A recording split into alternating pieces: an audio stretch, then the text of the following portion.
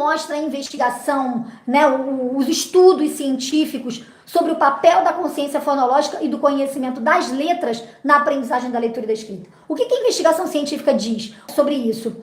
Eles mostram que a consciência fonológica ela tem um papel relevante na aquisição da leitura e da escrita e na compreensão do princípio alfabético, sendo isso relativamente consensual, né, sendo a ideia, sendo consensualmente conceitual, sendo relativamente consensual, né, a ideia de que existe uma relação recíproca entre o sucesso no processo de alfabetização e o desenvolvimento das competências fonológicas mais sofisticadas.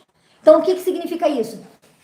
A criança ela tem sucesso na alfabetização, ela consegue se alfabetizar, ela tem uma alfabetização completa quando ela entende essa questão da consciência, quando ela entende a consciência fonológica, quando ela tem consciência fonológica, quando ela percebe esses fonemas, esses sons, essas sílabas, ela percebe como as palavras são formadas.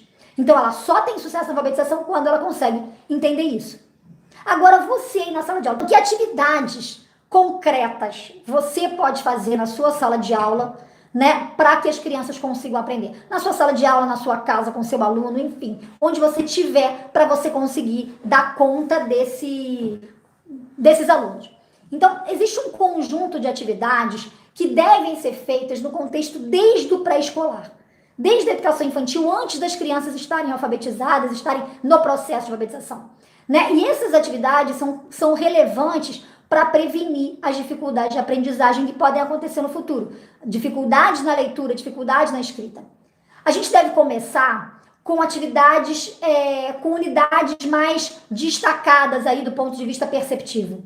Então, unidades mais fáceis, unidades mais aparentes, né? Com rimas, com sílabas e que podem fazer jogos de detecção aí de rimas, de rimas diferentes. Palavras de produção de filmes, de análise de frases, de análise de sílabas, de jogos. E jogos você pode usar vários formatos. Tem aqueles joguinhos, parece um reloginho com ponteirinhos. E esses ponteirinhos, eles apontam para uma sílaba, apontam para outra sílaba. Você pode usar jogo de cartinhas, né, onde as crianças vão identificar as palavras que começam com a mesma sílaba. Então você coloca uma imagem e coloca as sílabas. E a criança vai identificar qual é a sílaba que começa o nome daquela imagem. Né? Então ela vai identificar as palavras que começam com a mesma sílaba. Então, por exemplo, dentro desses reloginhos, então como eu falei, o reloginho está aqui com os ponteirinhos. Então dentro de um relógio você pode colocar um cavalo, uma caneta, uma panela e um palhaço, por exemplo. Então, cavalo, caneta, com fonema K. Panela e palhaço com fonema PA. Né? Mas em imagem, não em palavra. Você vai colocar só imagem. Né? E as palavras não vão aparecer escritas nesse momento.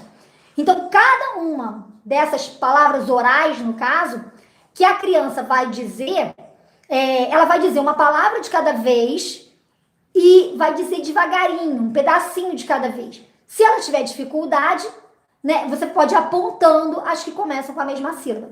Então, você vai botar o ponteirinho do reloginho lá no vaca.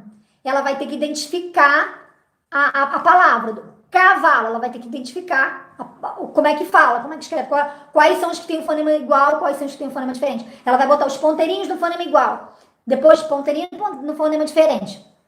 E aí, nesse contexto, exatamente porque tem um conjunto aí de estudos que mostram que a consciência fonológica, em particular a consciência fonêmica, né, nos programas de treino da consciência fonológica, né, quando esses conhecimentos estão associados ao conhecimento de letras, eles trazem mais benefícios.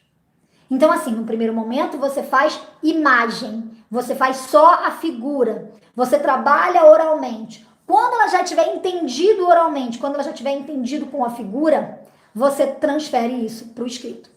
Então eu sugiro, por exemplo, que você faça esse reloginho, né, um com o outro. E pode ser feito aí com palavras que tem a sílaba inicial que coincide com o nome da letra. Por exemplo, você pode botar 4 palavras.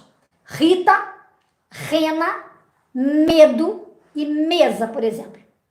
Então tá lá, Rita, rena, medo e mesa. Você vai dizer as palavras e você vai pedir para a criança para dizer o primeiro pedaço. Re, né? E aí, o que é isso, né? Qual é o outro pedacinho? Então, você tem o primeiro pedaço. Re, na. Então, qual é o pedacinho que vem depois? Na. Se você tem ri, tá, você vai falar, primeiro pedacinho, qual é? Ri. E depois, qual é o outro que vem? Né? Então, começa da mesma maneira. Esse primeiro pedacinho, mesa, é igual ou diferente do re? Me é igual ou diferente do re?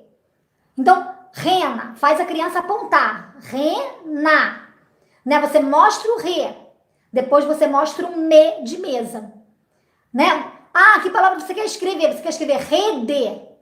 Rede e rena, por exemplo. Qual é a letra que você acha que fica melhor? O R, o pedacinho do re ou um pedacinho do me, da mesa?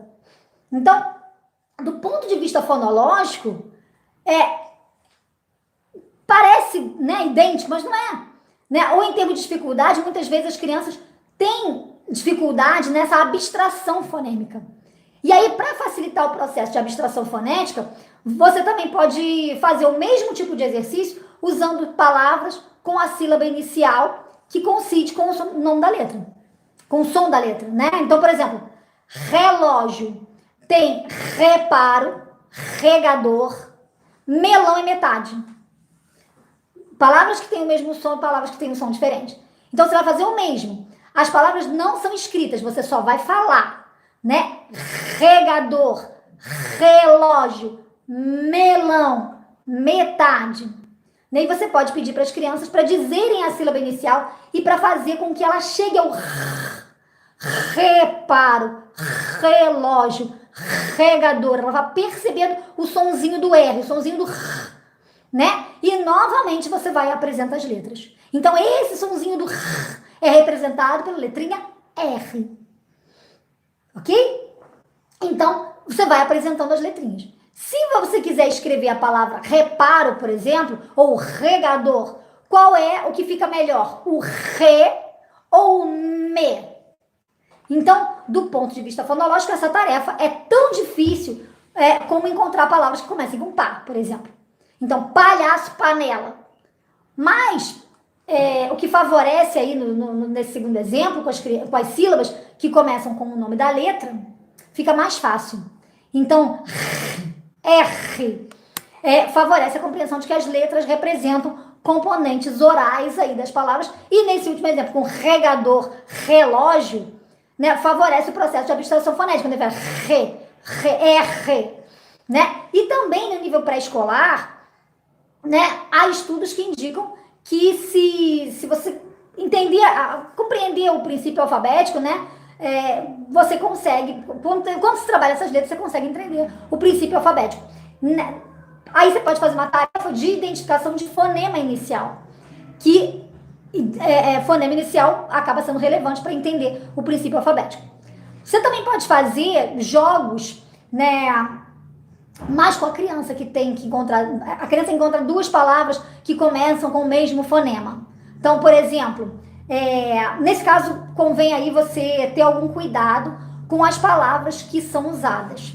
Ou seja, é mais fácil abstrair o fonema inicial em palavras que começam com F, ou né, fricativos, vibrantes, do que palavras que começam com sílabas oclusivas. Né? Então, voltando ao exemplo do relógio, se você tiver que manter esse processo, você pode usar inicialmente palavras facilitadoras, né, em que a sílaba inicial coincide com o som da letra. Então, eu tenho relógio, eu tenho roupa, eu tenho fechadura, eu tenho fita. Então, qual dos dois, né, começam pelo mesmo pedacinho? Pedacinho pequeno. Então, relógio começa igual a roupa. Fechadura começa igual a fita. Então, você faz a criança dizer, se ela tem dificuldade, pede para repetir. Roupa. Diz comigo, devagarinho, um pouquinho de cada vez. Roupa. Então, o que você está dizendo? Como é que é o pedacinho? Como é que é o nome da palavrinha que você quer? Então, devagarinho.